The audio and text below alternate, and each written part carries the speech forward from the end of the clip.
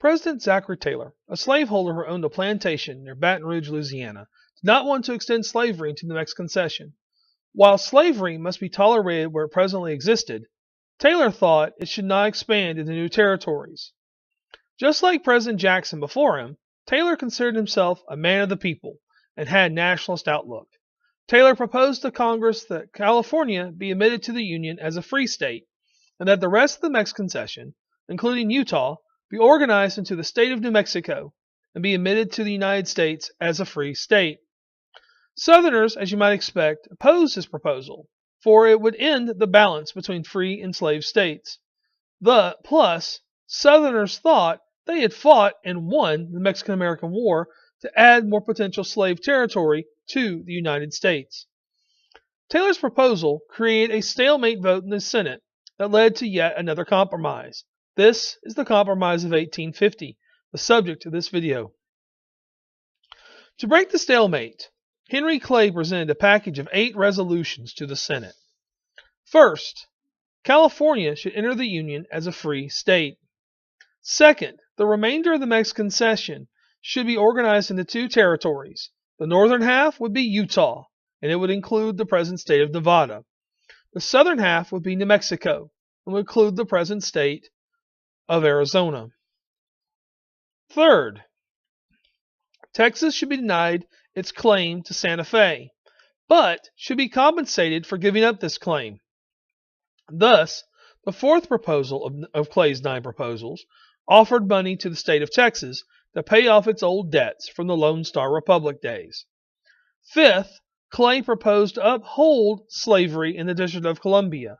This is in response to Congressman Lincoln, who had proposed banning the practice in the nation's capital while he was in office.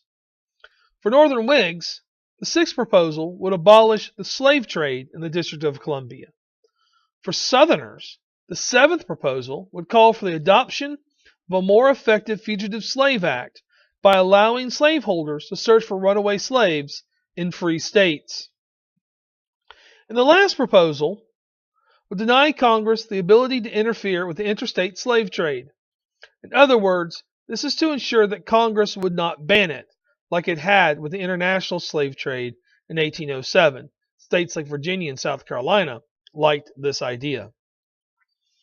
In April 1850, Clay's resolutions were bundled into one big bill that they called the Omnibus.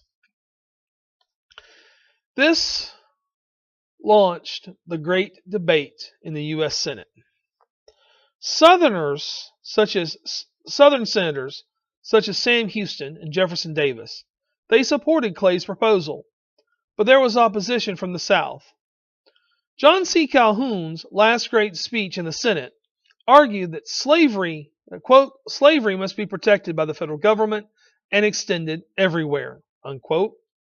This speech was read by a friend while Calhoun lay on a bed in the chamber. Calhoun was near death. When it was Northerner Daniel Webster's turn to speak, he stated that he would be willing to abandon the Wilmot Proviso and accept a new fugitive slave law. In other words, Webster said he was willing to give the South what they wanted in order to preserve the Union. This position ended Webster's political career in the U.S. Senate.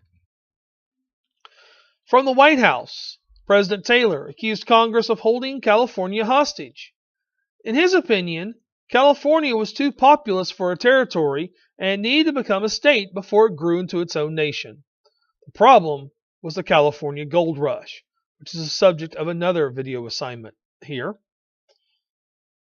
Then Taylor died suddenly on July 9, 1850.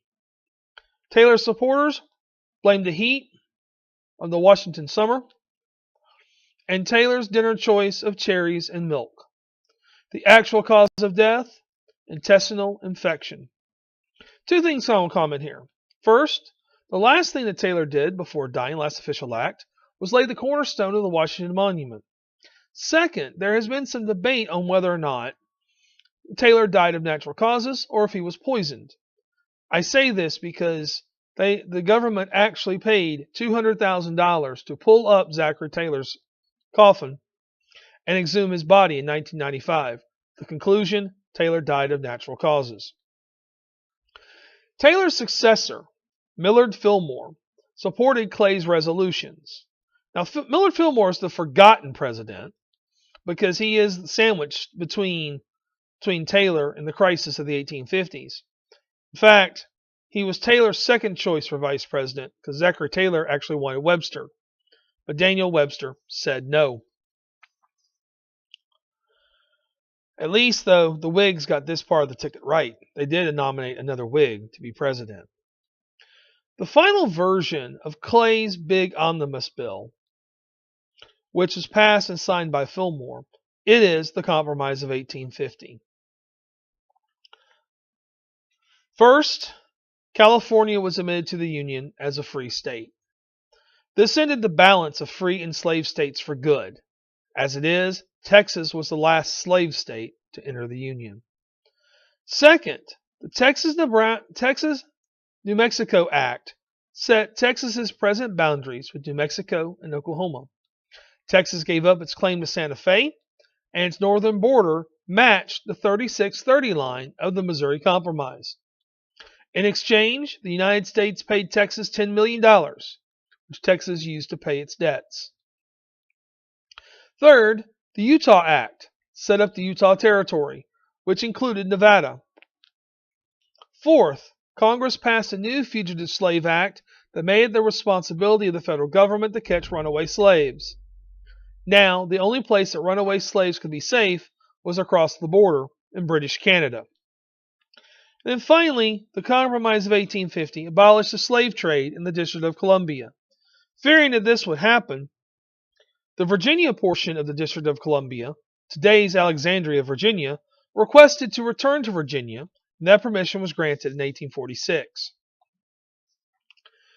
The Compromise ended the significance of the Compromise of 1850. The Compromise ended the balance between free and slave states. From 1850 going forward, there would be more free states than slave states. The great debate over the Compromise of 1850 transformed the abstract theories of nullification and succession into animated movements that will dominate the 1850s. Finally, the Compromise of 1850 was the last great political debate of the great triumvirate of Calhoun, Clay, and Webster. Calhoun died before the Compromise was passed. Webster resigned from the Senate, became Fillmore's Secretary of State, and then died himself in 1852. Clay was finally diagnosed with tuberculosis and died in 1852 as well. And just so you know, the Whig Party itself dies in 1854. Add in the deaths of Andrew Jackson in 1845 and John Quincy Adams, who died in the House chamber in 1848, and the starring cast of Jacksonian America is gone. The only star left is Martin Van Buren. President Fillmore called the Compromise of 1850 to be a final settlement, but it was far from final. The territories of New Mexico and Utah were allowed to decide the issue of slavery for themselves, but statehood is far away for both territories. Plus, the idea of popular sovereignty is unproven as a potential solution to the slavery question. Also, would the North support the new Fugitive Slave Act? That remained to be seen as well. And finally, the next generation of the nation's best men, John Crittenden, Jefferson Davis, Sam Houston, and Stephen Douglas, well, let's just say they could not hold the nation together.